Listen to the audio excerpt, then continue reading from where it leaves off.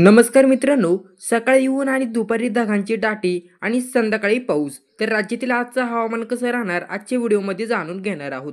तर व्हिडिओ शेवटपर्यंत पहा आणि चॅनलवर नवीन असाल तर चॅनलला सबस्क्राईब करा. महाराष्ट्रात मागील काही दिवसांपासून पावसाची निरंतर ये-जा सुरू असल्याचं पाहायला मिळालं आहे.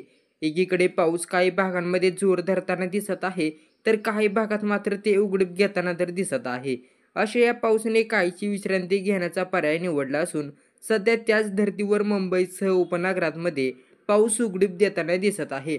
असं असलं तरीही कोकणासह मध्य महाराष्ट्रात मात्र हलक्या पावसाची शक्यता वर्तवण्यात आलेली आहे. बंगालच्या उपसागरामध्ये पुन्हा एकदा कमी दाबाच्या तीव्रतेने सक्रिय झाला असून त्यामुळे भारताच्या पूर्वेकडेही पावसाचा जोर वाढलेला आहे. त्यात राज्याच्या काही भागात पावसासाठी पोषक वातावरण निर्मिती होताना दिसत आहे. मागील 24 तासात राज्यातील कमाल तापमान 34.5 अंशाच्या घरात पोहोचलेले आहे. तर किमान तापमानातही वाढ झालेली आहे.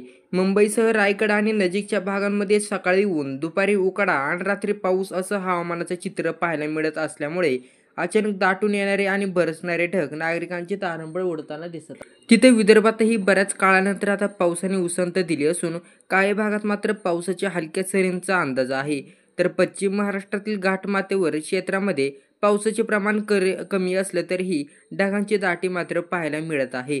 अधूनमधून इथेही पावसाच्या जोरदार सरींची शक्यता नाकारता येत नाही. भारतीय हवामानशास्त्र विभागाच्या माहितीनुसार देशभरात 19 सप्टेंबरपासून हवामान सामान्य राहणार असून त्यानंतर मात्र हवामानात काही बदल होणार आहेत. 19 सप्टेंबरपर्यंत उत्तर पश्चिम भारतामध्ये हळूहळू पावसाचं प्रमाण कमी होणार आहे.